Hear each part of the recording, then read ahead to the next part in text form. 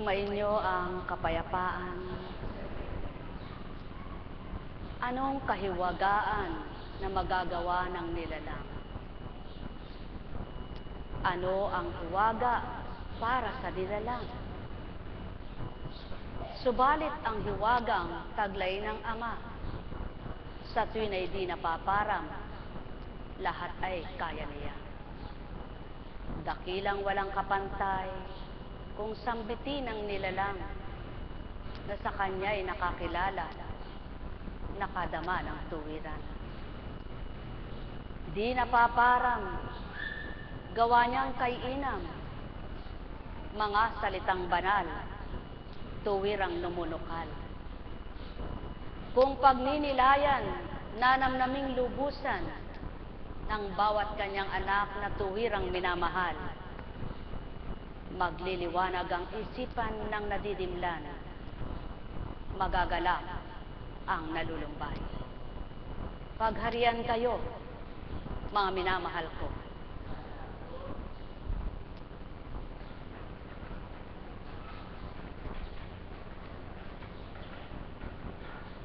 Kay buti ng Ama, kay dakila niya.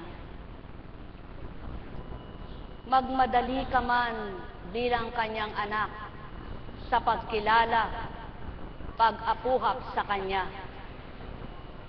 Hindi ka mapapagal, hindi masasayang, hindi ka mawawalan. Subalit kapag siya ang sa iyo'y nilimot at sa puso mo'y hindi mo tinanggap, lubos-lubos ang iyong kawalan, sapagkat ang sa iyo'y buhay, tanging siya ang nagpahiram. Saan man dako ikaw ay magtungo, kanyang anak na nilingap mula sa iyong pagkabata.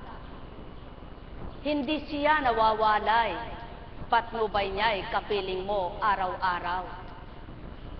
Di mo man siya nasisilayan, nakikita ng mata mong taglay. Ang bawat kaloob niya'y tunay na sa iyo'y magbibigay buhay.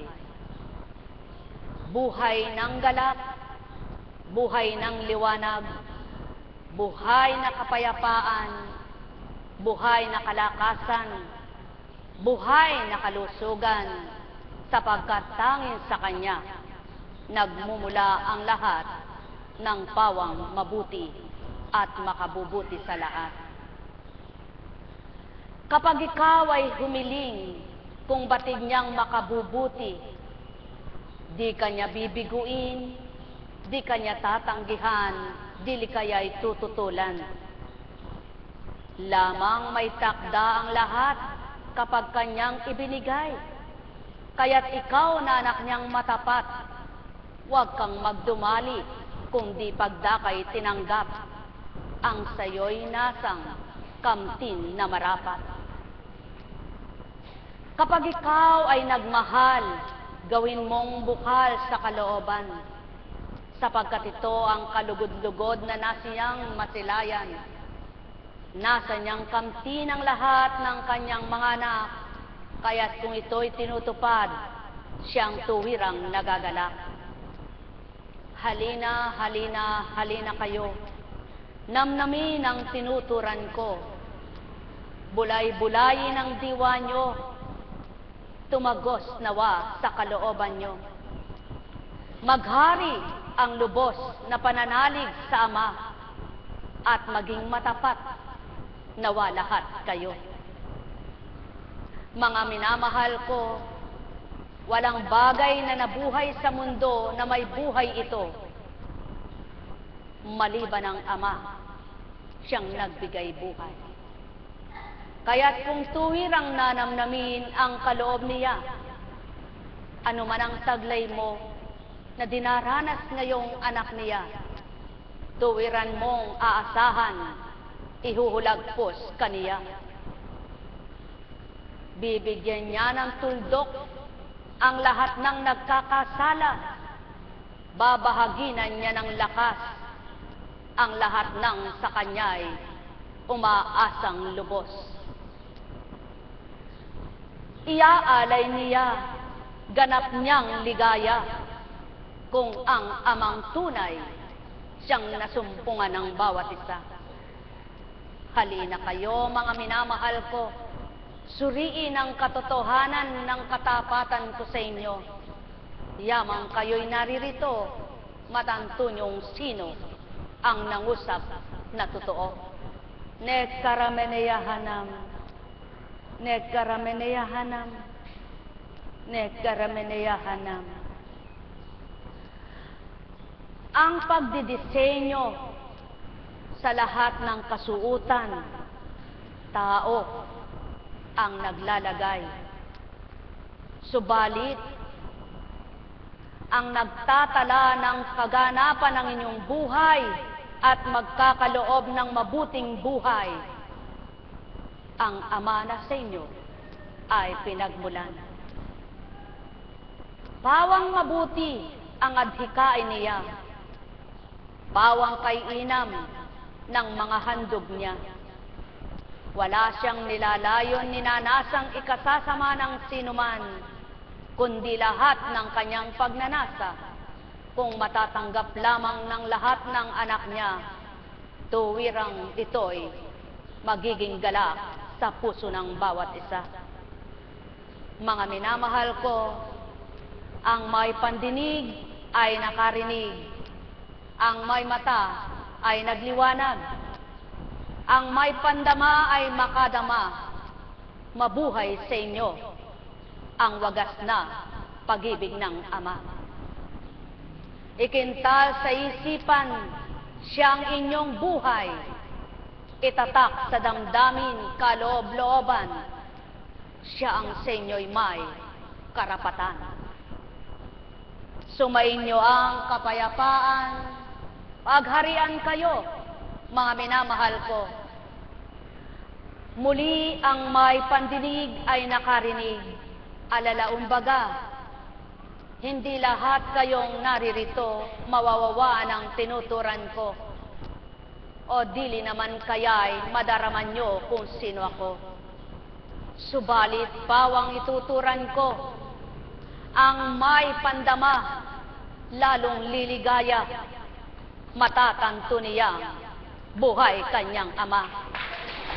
Nekarameneyahanam, nekarameneyahanam, nekarameneyahanam. Kung magturan kayo at mainam ang bibig nyo, maayos ang pananalita nyo, masasambit ang wika nyo. Subalit lahat ng wika walang nakababatid maliban ako, na siyang nagtakda sa lupa, na iba't iba ang lengguwahe ninyo. O tao, mahal ko kayo. Gayon paman, iba't iba mang lahi ang pinagmulan nyo at iba't ibang salita ang pinagtupad sa Ama, ay nilagak ng kanyang mga anak. Subalit isa lamang ang kanyang layunin at hangarin sa lahat, ang siya'y makilala at igalang na matapat. Sumainyo ang kapayapaan, pagharian kayo, mga minamahal ko. Alalaumbaga, walang malapit na di malalayo, walang malayo na di malalapit, walang nauna na di mahuhuli, walang nahuli na di mauuna. Maliwanag ang katotohanan, walang pagmumulan maliban ang mangmahal. Kaya't kung ang lahat ng kanyang inangkupan ng buhay upang siya'y sambahin sa katotohanan, ay nararamdaman at kikilalaning tuwiran, buhay nila'y magkakaroong kasiyahan, magkakaroon ng kabuluhan, at magiging mabuti ang kasaysayan. Sumainyo ang kapayapaan, pagharian kayo, mga minamahal ko. Nekarameneyahanam, nekarameneyahanam, nekarameneyahanam. Buhay po ba ang Diyos? Buhay nga po ba ang Diyos? Napakasarap mabuhay sa piling ng Espiritong Banal. Kaya, kayo po ba'y nakakadama sa Diyos na buhay? Sa mga ngayon lang dumating o dumalo sa bagong taon na ito na kasalukuyan, maligayang bagong taon sa inyong lahat, mga mahal kong kapatid sa Ama at kay Kristo. Buhay po ba ang Diyos? Kung minsan nagaganap sa tao, iniisip niya kung anong gagawin niya, at yun ang gagawin niyang sunod-sunod, subalit, kung minsan hindi nagaganap. Mayroong dahilan, kaya hindi niya ito nagawa. May dahilan kung bakit hindi niya ito natapos. Subalit ang Ama, kapag sinimulan niya, tatapusin niya. Kapag binalangkas niya, mabubuo niya. Kapag sinabi niya, tutuparin niya. Kaya't kung ikaw ay anak niya, manalig magtiwala ka. Sa salita niya'y walang pagkabula, sa iyo'y magagawa. Buhay ba ang Ama? Lamang hambing sa pananim, may takda ang pagtatanim, may takda ang pagsuhol, may takda ang pamumunga, may takda ang pag-ani, may takda ang paglagas, may takda ang muli pagsuhol. Sa makatwid, ang lahat ay may takda. May ngayon pagdaka, hindi mo man sinambit, nakita niya ang katapatan mo at nabasa sa isip, ibibigay at naibigay na nga, naibigay niya na nga. Subalit mayroon namang gustong-gusto mo, mithing-mithi mo, nakamtin. Nahirapan lang ang kalooban mo, hindi mo nakuha. Bakit nga kaya? Patuto lamang ng Ama sa inyo, kung siya mismo may mithiin siyang napakabuti sa tao, hindi niya nakamit. Kung siya mismo may nasa siyang makuha, sa kanyang mga anak na hindi niya nakuha, ano kaya yaon sa palagay nyo? Ang mithiing lahat ng mga anak niya ay maging mabuti sa pananaw niya. Ang mithiing lahat ng anak niya ay maligtas ang kaluluwa. Na kung papaano ang kanyang espiritu'y binahagi sa mga anak niya, pinahiram ang buhay at ang espiritu niya ang nagbahagi mula kay Adan. Hiningahan, binigyan ng buhay, subalit hindi natupad naganap ang habilin sapagkat ang tao'y nagtalusira. Mga mahal, isa ka bang anak ng Ama? Kung papaano ang pagkakasali nagsimula sa ninunong si Eva, nawa, sapat na yaon. Tama na yaon, huwag nang dagdagan pa ng panibagong pagkakasala mo. Subalit, nang dahil wala ka pa noon at di mo pa batid yaon, nagkasala ka nga bilang anak ng Ama. Ngunit at pasubali, ngayon ay narito ang iyong pagkatao at katauhang taglay mo. Hindi kaya manamnam mo kung magwiwika ako sa iyo. Huwag ka nang magkasala na ko. Maliwanag na nasa ko. Ang may pandinig ay nakarinig, ang may mata ay nagliwanag. Sumainyong kapayapaan, sino si Constancia? Para utusan o aralan kayo. Para sumunod at sundin siya. Kung nga ang tuwirang ibinaba ay hindi sinunod at nasunod, siya pa kaya? Subalit mapapalad ang tumutupad at sumusunod sa mabuti at kumikilala sa Diyos, Ama niya. Pagpalain kayo, mga mahal ko. Net karameneyahanam. Net karameneyahanam. Net karameneyahanam. Buhay po ba ang Diyos? Kay buti ng Ama, kay dakila niya, wagas at tapat ang pag-ibig niya. Walang maliw, magpakailan pa man, kataong kanyang mga minamahal.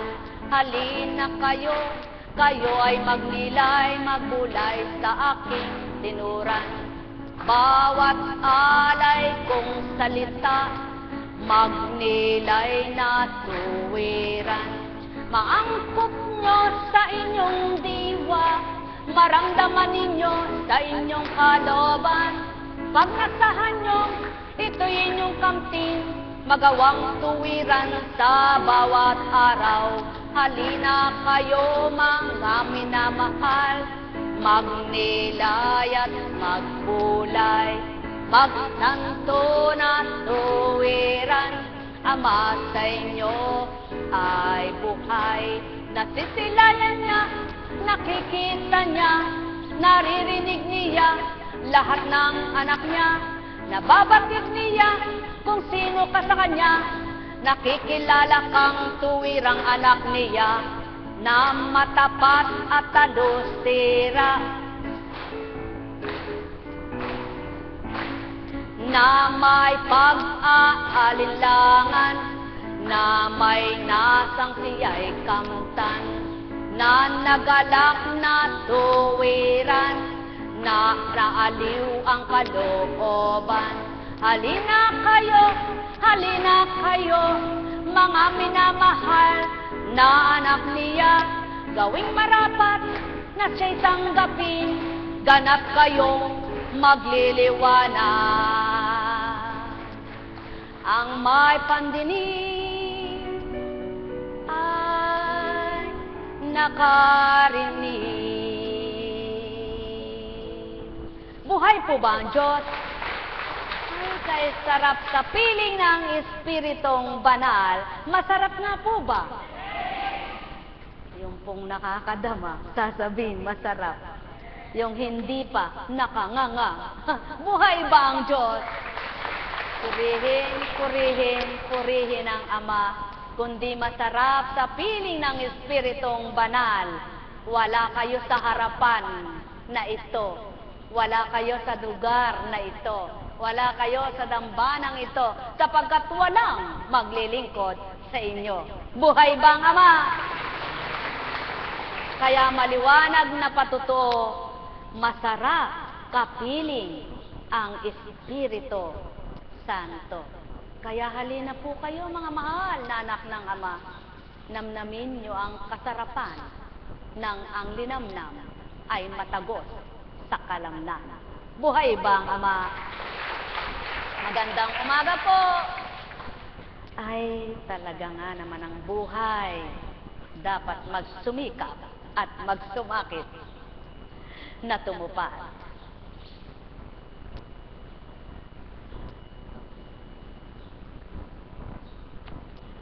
Kayo po ba ay naniniwala sa mga banal na salita? Kayo po ba ay naniniwalang may langit at lupa? Siyempre, nakita yung langit, kaya lang di nakita ang loob, ano?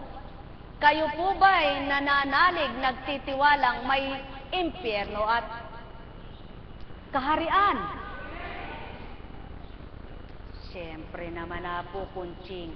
Subalit, kayo po ba ay gumagawa ng makalangit na gawa?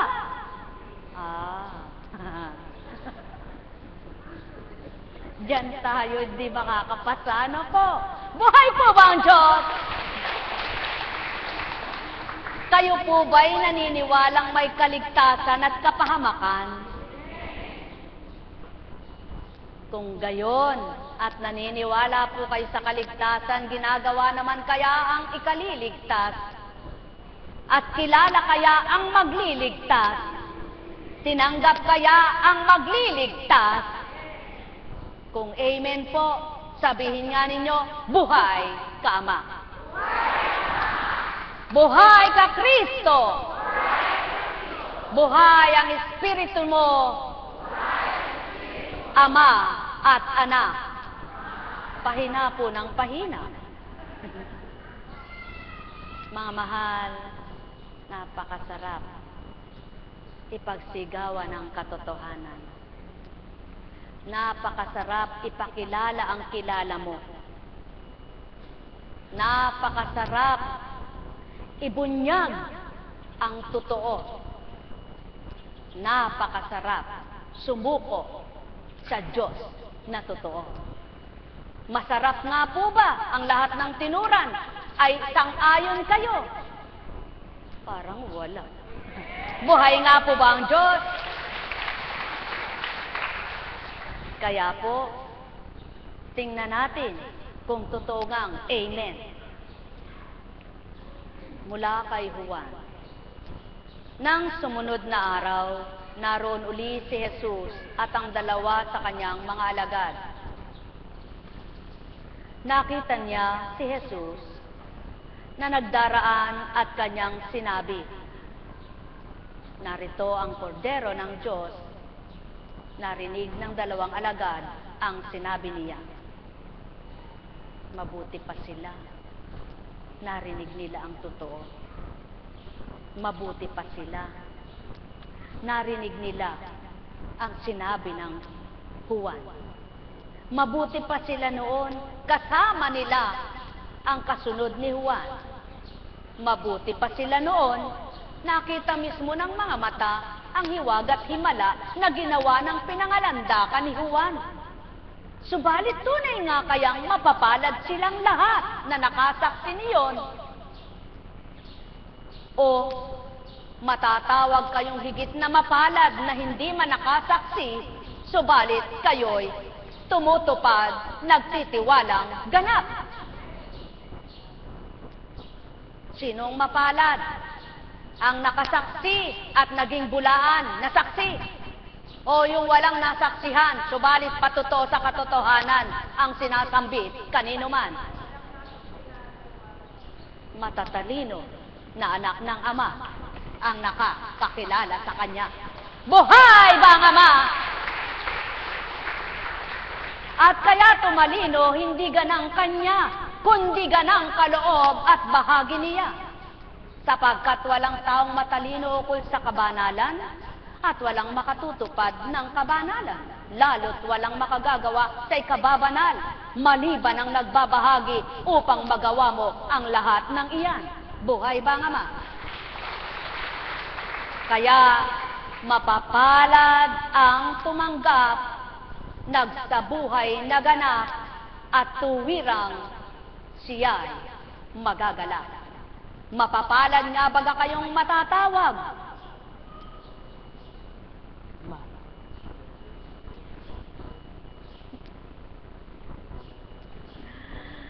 Ay, Ama ko, pagpatuloy natin. Narito ang kordero ng Diyos.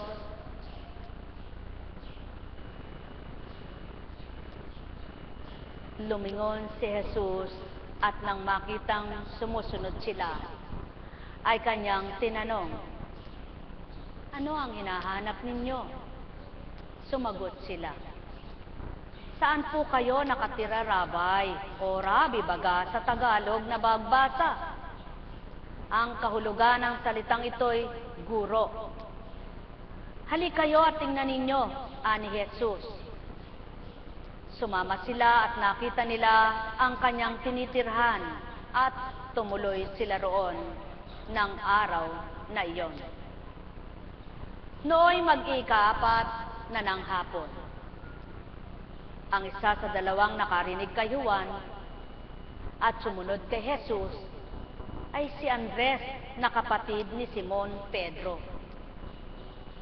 Una niyang hinanap ang kapatid niyang ito at kanyang sinabi sa kanya, "Natagpuan namin ang Mesiyas." Ang kahulugan ng salitang ito'y Kristo. At siya'y isinama ni Andres kay Jesus. Tiningnan ni Jesus si Simon at sinabi sa kanya, "Ikaw si Simon na anak ni Juan. Ang ipangangalan sa iyo'y Selas." Ang katumbas ng pangalang ito'y Pedro. Ang may pandinig ay nakarinig. Kay buti ng Ama, kay dakila niya. Maliwanag na pinakikilala niya ang katotohanan. Sa laksang bilang ng kanyang mga anak, mayroon siyang pinipili. Mayroon siyang hinihirang. Subalit sa mga napili kaya't nahirang, nakatupad at nakaganap ng marapat at dapat. Mapapalad ang mga tumupad, nakatutupad sa dapat at marapat. Mula noon, ngayon at kailanman ay hindi mapaparang ang mga salitang sa tao'y idaratal. Gagamit ng bibig, gagamit ng isip, ng tao, hindi hayop o anumang bagay na walang pag-iisip, na masasambit ang pawang marapat at dapat sa lahat. Subalit, ang karapatan kayang ibinigay na ito ng Ama sa mga tumanggap ay nakagalak at naging kasiya-siya. Kung nasiyahan ang lahat noon at nagalak ang lahat nga noon, di sinsanay ang 72 na napili ay hindi nabawasan, kundi naragdagan. Kaya't maliwanag noon, nakaharap man ang nagturan, subalit hindi kilala at hindi nakikita ang katotohanan. Marami ang tumiwalag at iniwan ang katotohanan. Ano pa kaya ngayon na walang makikitang naglalakad na Jesus, na walang makikitang ipapako ng Jesus, na wala nang makikitang mamamatay na kabayubay sa krus, kundi ang masisilayan ay ang katotohanan na noon at ngayon ang Ama ay buhay kaninuman. Sa pamamagitan ng kanyang paglingap, sa kaparaanan ng kanyang pagtupad, sa mga banal niyang salita na ninunukal at nilalahad sa lupa, na tao-pawa ang sa kanya ay ginagamit upang ito ay may lahad. Mga mahal, mapapalad ang sinidla ng talino at karunungang maglahad ng mabuting balita